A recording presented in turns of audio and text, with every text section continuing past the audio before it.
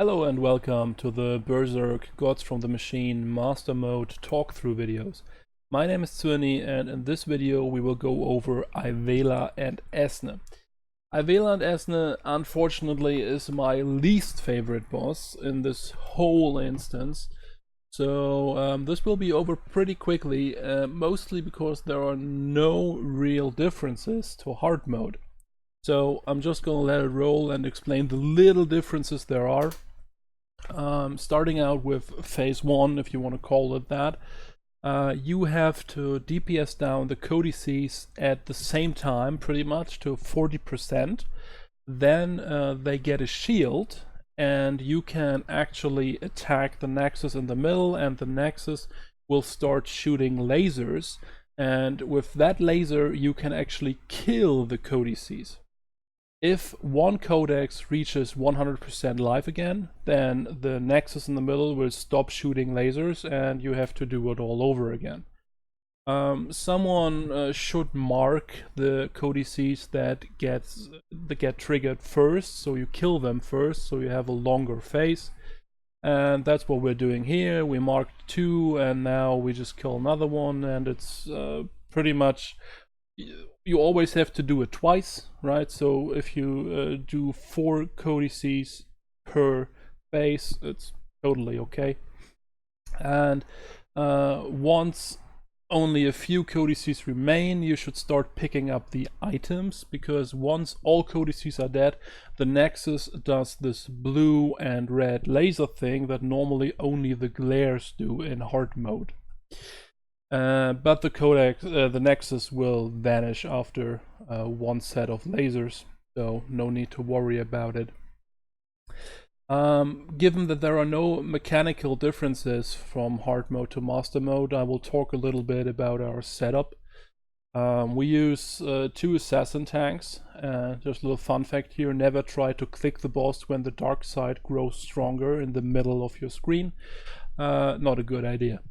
So, as I said, we have 2 assassin tanks. Those tanks try to aggro their countermeasures, and always the left one looking in the middle. And we have 2 power tech DPS who don't deal damage to the countermeasures unless there's nothing else to DPS. So they just leech a little bit here. And our other 2 DPSs are one Marauder and one... what was it? I believe Scoundrel, yeah. So those 2 aggro the countermeasures, and that's about it. It's pretty much hard mode. Phase 1 is absolutely hard mode. There's nothing to say, there's nothing to do. You just wait till your DPS get the boss to 72% to reach the second phase, and it's, you know, there is a reason why we only needed 5 tries for this boss, right? It's super easy. There's nothing to do wrong in the first 2 phases. The only thing that could really kill you is if you have bad DPS. If you have bad DPS, this fight is very hard. Very hard. And you need... there's no other way. You need to... I'm not saying kick them out, but, you know, at least have them play classes that actually do good damage, right? 4 sorcerer DPS, you know, not a good thing in this fight. You need the damage to make this fight really easy. Your tanks could have DPS gear on, even there's not a lot of damage. You can do pretty much everything at your disposal to increase raid DPS. So tanks, of course, still have to watch out for the remote access and the spikes, so you don't want to get spikes. You always have to AoE taunt, or you don't have to, but you should, whenever the countermeasures do their casts that reset the aggro. And now we're finally at phase 2, and our burst DPS, so our 2 power techs, get the first Nexus laser, same as in hard mode, and we do our raid buffs, in the hope of burning down the bosses very quickly. You tank swap, of course, always when both have remote access. You swap. That's about it. You always put on the right radiance, not the right radiance, the right buff for the radiance. When you're at Aivela, you need blue. When you're at Esne, you need red. Your healers right now can pick up both glares, so north and west is basically a combination, and south and east. So if you do it properly as a healer, you get both lasers and no one else has to worry about it. But if someone gets it randomly, it's not really a big deal. We switch DPS because, you know, you only can have a certain amount of stacks, and then you get a debuff.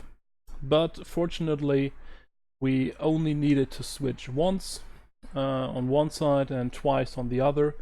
And now we get to the last phase. The last phase is very interesting because we do it, I'm not saying cheesy way, but we do it a very simple way. Because what is the main reason for you to wipe in this phase? The main reason to wipe is if someone is not paying attention. And so what we're doing is we're putting all people except one tank and one healer on the same side and burning down one boss. So only the tanks have to switch sides, right? As soon as both get remote access, they just port over or force speed over to the other boss and taunt them. And the bosses don't move, the group doesn't have to move, only the tanks do work here. And all 6 people can, you know, follow one leader who you trust to not get the colors wrong.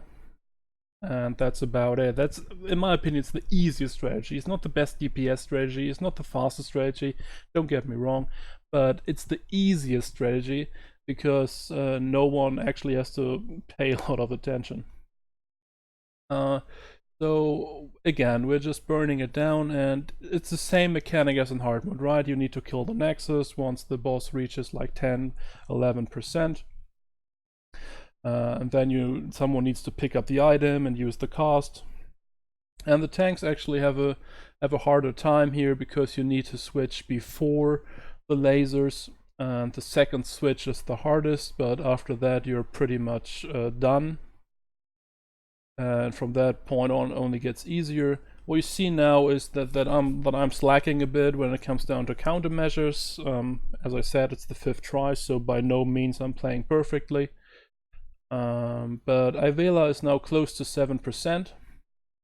So we DPS down the Nexus and we do another tank swap. And again, just do the lasers correctly, use your defensive cooldowns, use your med packs.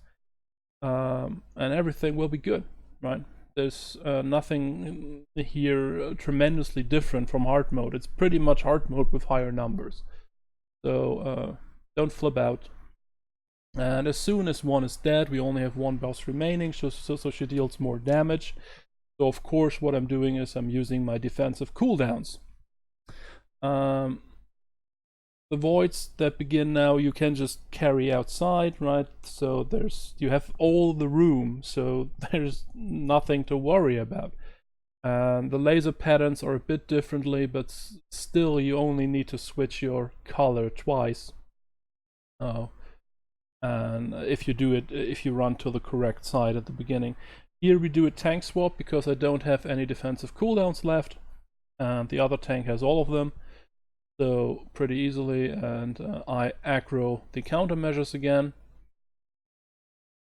And that's about it. Now we have someone who, despite the fact that everyone stands at the same spot, was a little bit overwhelmed with colors. Happens, but it's not a deal breaker, right? So again, while we are waiting, we're just aggroing the countermeasures, and the other tanks aggroing the other countermeasures, and we're just DPSing down the boss until he reaches 7% and enters his shield again. As I said, same thing as hard mode.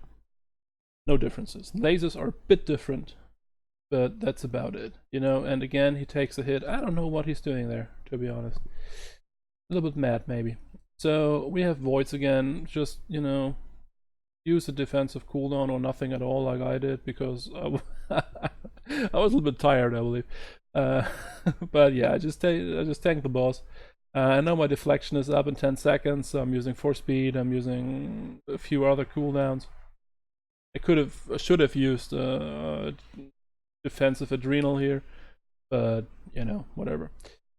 And that's about it. That's Aivela&Esne. It's a very disappointing fight. It's a very disappointing fight, I have to say.